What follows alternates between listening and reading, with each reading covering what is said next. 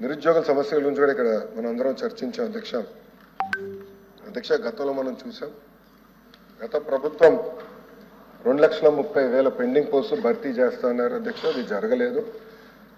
నిరుద్యోగులు కూడా పెద్ద ఎత్తున మన ఎన్డీఏ ప్రభుత్వాన్ని ఆశీర్వదించారు, దీవించారు, గెలిపించారు. బాబు సూపర్ 6 హామీలో మొదటి హామీ ప్రభుత్వం ప్రైవేట్ మరియు స్వయం ఉపాధి ద్వారా 20 లక్షల మందికి మేము ఉద్యోగాలు ఉపాధి కల్పిస్తామని హామీ ఇచ్చాం. దానికి ఎన్డీఏ ప్రభుత్వం కట్టుబడి ఉంది, దాంట్లో ఎలాంటి సందేహం లేదు.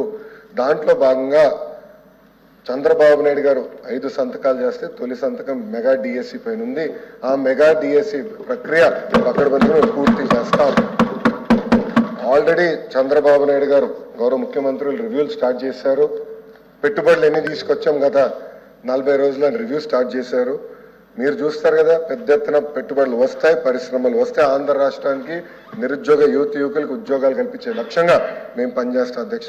నేను కూడా మా ఐటీ ఎలక్ట్రానిక్స్ డిపార్ట్మెంట్ క్లియర్గా చెప్పాను, నాకు ఫ్యాన్సీ కంపెనీలు కాదు, ఎక్కువ ఉద్యోగాలు కల్పించే కంపెనీలు నాకు కావాలని చెప్పాను. Priority is job creation.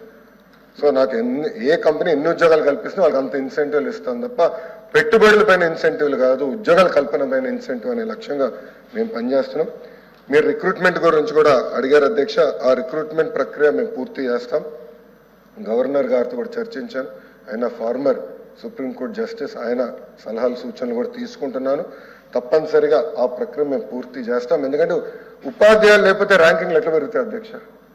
Research లేకపోతే ర్యాంకింగ్లు ఎట్లా పెరుగుతాయి అధ్యక్ష? గౌరవ ముఖ్యమంత్రి గారు నన్ను హెచ్ఆర్డి మంత్రి చేసినప్పుడు ఆయన ఒకటే చెప్పారు, గతం కన్నా బెటర్ ర్యాంకింగ్ యూనివర్సిటీ నువ్వు తీసుకురావాలని నాకు చెప్పారు అధ్యక్ష. సింపుల్ వర్డ్ నాకు చెప్పారు అధ్యక్ష. దానికి మీకు ఏం కావాలో మేము సపోర్ట్ చేస్తాం నాకు చెప్పారు. దాంట్లో భాగంగా తొలి అడుగు ఉపాధ్యాయుల నియామకం. అది నేను చాలా పర్సనల్గా తీసుకున్నా, సీరియస్గా తీసుకున్నా. ఏజీ గారితో ఆల్రెడీ 2 సార్లు నీకు మాట్లాడాను. తప్పనిసరిగా ఆ ప్రక్రియ కూడా మేము పూర్తి చేస్తాం అధ్యక్ష. Thank you.